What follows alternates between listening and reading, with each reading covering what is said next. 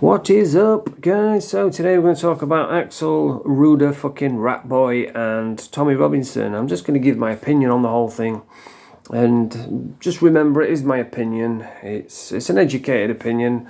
You all know my story. I spent years in prison, so I know how it is in there. And I saw what Tommy put out a video, or someone put out a video of him talking from prison. It sounds like he's in isolation. Sounds like they're really like breaking all the rules to keep him in isolation, and it's a slippery slope when they start doing that. But as you say, it's just my opinion, and yeah, I'm just going to talk a little bit about it. So I keep seeing big channels saying that, well-respected channels saying that the Muslim Brotherhood are going to protect this Axel fucking rat boy. I don't think they will myself, but I'm sure things have changed. Since the last time I've been locked in, it's been a while. But the last time I was locked up, if any nonces came on the wing. Now, bear in mind, nonces, they go on a nonce wing. But on the nonce wing, they're banged up all the time. All the windows are blacked out. You can see it when you go in the yard. You can see all the cells. The windows are bolted shut, so you can't throw piss through the windows. The painted black, so you can't see who's in there. And they're just banged up all the time. Like, I think they get like an hour on the yard, on their own little yard, and we used to go to the windows and you could see them walking around, and we'd be shouting, "Wing full of nonsense on the 43s, we got a wing full of nonsense," because that song was big at the time. And you just give them abuse, just shout profanities towards them, because they are the stains on the underpants of society. Child molesters, rapists, and a wrong-un is anybody who's got like violent or sexual charges against vulnerable people, like even attacking old women, snatching handbags. That's considered a wrong-un. Rape, all that sort of stuff. Out against children, they're all wrong-uns. So they put them all on the same wing, and but they're banged up all the time, and all the windows are blacked out. So obviously they don't want to be on there, but they know if they go on a normal location, they're just going to get splattered. So every now and again, one of them will try and blend it on normal location, and they'll say, "Oh, what you in for?" And then if there's a rumour going around, then everyone will get together and say, "Right, we need to see his paperworks," which I've read my paperworks out on here before. It's just like a previous list of convictions, or even a solicitor's letter, or anything what says what you're in for. And yeah, they try and blend it, but when it comes on top, then what they'll do is they'll get banged up, and if they know they're going to get weighed in, then they'll just tell the screw, say, "Look, I just want to go on protection." So then they'll lock the doors and bang them up, while everybody else is on the landing, their doors is locked. And I don't know, when I was there, anybody who went to that cell, because they'd lock the door, the screws would lock them in, and then they'd put like a toilet roll over the flap so you can't see in there. And anybody who went near that cell, like if there was somebody went over and started talking to him through the door, then somebody would be saying, "Here, dickhead, get away from that fucking cell, he's a fucking wronging him, you don't talk to him." So anybody who helped or even talked to a wrong-un, then they got it themselves, and people saying, "Oh, the Muslims are going to protect him." I can't see it, but otherwise they'll be wrong-uns for helping this guy. And back when I was doing time, if the Muslims wanted a war, then they wouldn't have won it. But I mean, the numbers now are a lot bigger, apparently. But when I was doing time, there was only like 20 Muslims on each wing. But I don't think, why would they want a war over some fucking child killer, that's why I don't think the Muslims will look after him. But yeah, that's just my opinion. A wrong-un is a wrong-un. So if you associate with a wrong-un, then you become a wrong-un. So all the people that are helping him, then they're all wrong-uns. So I just can't see it myself, because then they'll have a war on their end. For what? For some skinny little Skeletor, fucking broccoli-headed little child killer. Nobody is going to stick up for that. But yeah, that's my opinion on the thing. And I've noticed Tommy's having a worse time than he is. They've got him in isolation. I don't know. I didn't watch the whole call. It was like a call what he did to somebody, and they put it online. And I think he said, like, he goes out of it, they're allowed an hour out his cell for exercise. and he's in isolation, and I think he said they'd lock him up at 11:30 after his hour's exercise, and then he's banged up for the remainder of the day. You know, I think he said 21 hours he's locked up. I don't know if he gets a TV. Usually down the block you don't get a TV, but yeah, I don't know. And he was saying that usually, because he's doing 9 months just for doing a TV documentary. I've never heard of anybody getting 9 months for that. And usually, like I say, it's all changed now. But I think what happens now is when you're in the police station, if you admit to your charge, then when you get there, you get 60% knocked off your sentence, or you get 50%. I don't know how it works, but you get so much knocked off if you go guilty. And they've told Tommy that he's not entitled to it. He's not entitled to go in to an open prison, even though it's a non-violent charge.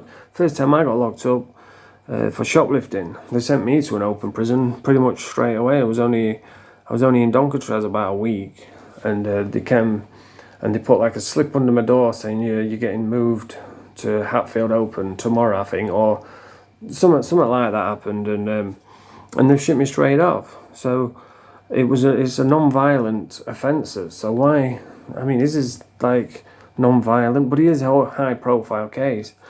But yeah, once they start saying, well, you're not allowed the 60% off, you're a special case, it's a slippery slope. You know, you're breaking the rules.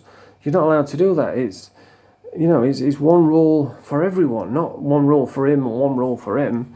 If you get 60% off, then he's gone guilty, didn't he? So he should get 60% off.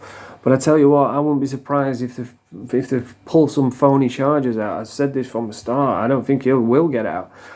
I think they'll gate arrest him because they'll have all the teams, all the higher-ups, all the Muslim brotherhoods, all the whatever. They'll all be digging and trying to find stuff, what they can pin on him. And you know what I find fascinating is all the people, all the sheep, all those with no backbone, like Piers Morgan, Susanna Reid, you know, they've all been calling him a racist, been calling him a Nazi, and just really slandering his name for years, and nothing ever happens. But as soon as he says anything back, then he gets into trouble for it. He gets charged. He gets sent to prison. And I've noticed all the stuff what he's been saying about these rape gangs, you know, what everybody's jumping all over now. He's been saying this for ages, and everybody was calling him a racist Nazi, but now it's cool to say, oh yeah, I want these rapists held accountable. Now Susanna Reid and Piers Morgan are jumping all over it, saying, oh yeah, this is disgusting. Well, it was disgusting before, you know, but you was persecuting this guy, calling him a racist when he was trying to talk about it, but now they're all jumped all over it and they're trying to talk about it. It's because they've got no backbone, they've got no brain. You can pay them to walk backwards. They've got no about them. They don't know what it's like to struggle. They don't know what it's like to stand up for something what you believe in. They're just petty fucking fools. The media, they do exactly what they're told. They're good little boys and girls. Whereas Tommy's been standing up for this, and I don't think you can find anything racist about what he's saying, because he's just saying, look, this is not right. These Muslim rape gangs, they're operating all over. Just Google it, local area, just Google rape gang, and there'll be a big list of Muslim rape gangs in that area. And he's been talking about this for years, and he's been laughed at. He's been thrown in prison. He's been beat up. He's been battered. And just imagine what it's like. I've been in isolation. I know what it's like in prison. I know what it's like down the block. It's shit. And that's just for a regular prisoner, you know, just some average Joe off the street. So I can't imagine what it's like when you're a high-profile case, when you've got people who are trying to kill you, people who want after you, especially if the government want you as well. Anything can happen because, I mean, think about it. What if one day someone gets murdered, the government want rid of Tommy, so, well, we'll put his DNA there. He can't do it, you know, he can't say, well, that's not my DNA. They've probably got it on file. I've seen Making a Murderer. When the government can do what they want. And before this whole Tommy Robinson thing, I used to think, they won't go to that lengths. I used to think, that's a load of bollocks. They'd never do that. But now we can see that they are fucking doing it. They're just changing the goalposts all the time. And you can't just throw someone in solitary confinement and change all the rules and, you know, say, you're not getting this. It's one rule for everyone. You can't do that. yeah, I don't think he'll get out. I think they'll find some phony charges. I think they'll find they'll do anything. They'll make him pay a massive fine, and then when he can't pay it, probably give him like a £2 million fine, and when he can't pay it, back to prison. They're after him. They're going to get him as well. But it doesn't really matter as a normal public people like me, because our eyes have been opened now. We can see exactly what he's talking about, and everybody else's eyes have been opened. But a lot of people are scared to admit it and say, oh, you know what, he was right.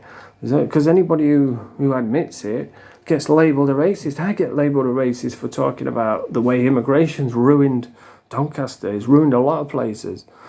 I mean, I do videos out and about, so you can see it. The ghosts, like ghost towns, the towns have just ruined. I went to Exthorpe yesterday, there was a skinned fucking carcass in the middle of the street. It's like, it's ruined. And people say, oh, were you being racist? I'm not racist. I don't hate black people. I don't hate Muslims. I hate everyone equally. but yeah, it's a slippery slope. Once you start changing the rules for one guy, then they're going to start doing it for everyone. And anybody who speaks out about the system, anybody that highlights these grooming gangs, just gets cancelled or in trouble or thrown in prison. But yeah, just imagine being in isolation, knowing that your lives could be at risk at any moment. I mean, it's rubbish in isolation. You go and sit in your bathroom right now, right? See how long you can sit in there. And just imagine sitting in there for 9 months in the bathroom, because that's all it is. You don't get anything down the block. You get a bed. They used to come and take your mattress at 6 a.m. I don't think they do that anymore. I don't even think it's legal to keep people in isolation for 9 months. But like I said, they're breaking all the rules for him. But yeah, you used to get a little paper table and a paper chair, so you can't smash note over, you can't break anything. There's nothing there to break, because people in isolation are usually, they want to smash everything up. That's why they're down there. But there's nothing there to smash. And I think you might be allowed a book. You're not allowed to spend canteen money as much. You're not allowed visits. It is punishment, and all he's done is made a documentary about how the media weaponise the judicial, I can't even say it, how the media weaponise the judges, the courtrooms, and like I'm not really like massively clued up on the whole thing, but I've got common sense. I can see what they're doing, and he's bringing that to light, and a lot of people their eyes have been opened, and that's why you get Elon Musk involved. That's why you get people. It's a shame that Nigel Farage doesn't accept, but I'm sure he'll get cancelled if he fucking said out about him. But anyway, that's my little opinion on the whole matter. It's a slippery slope. Once you start taking away one guy's rights, then you take away everybody's rights, because nobody's safe then. And I don't think the Muslims will look after Ruda fucking rat boy. I really don't, because then they'll have the trouble for all the rest of the wing on them. So, but anyway, yeah, if you like this video, press the thumbs up, subscribe to the channel. Yeah, that pop.